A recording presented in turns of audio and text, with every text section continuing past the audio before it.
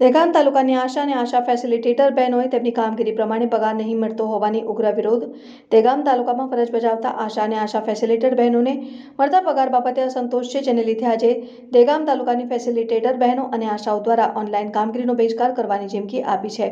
આવેદનપત્રમાં જણાવવામાં આવ્યું છે કે બહેનોને કામગીરી મુજબ પગાર મળતો નથી. દિવસે ને દિવસે કામગીરી વધારે આપવામાં આવે છે અને ઓનલાઈન કામ વધારે આપવામાં આવે છે, જેનો અમે ઉગ્ર વિરોધ કરીએ છીએ. મોંઘવારીમાં કામ પ્રત્યે વેતન મળતું નથી ને ઇન્સેન્ટિવ પ્રથા બંધ કરી ફિક્સ પગાર આપવા માંગણી કરાય, જેથી આટલી મોંઘવારીમાં ઘર ચલાવવું પણ ભારે પડી જાય છે. અને આશાઓને 2000 પગાર અને ફેસિલિટેટર બહેનોને 2400 રૂપિયા પગાર આપવામાં આવે છે અને મહેનત વધારે કરાવવાની હોય છે.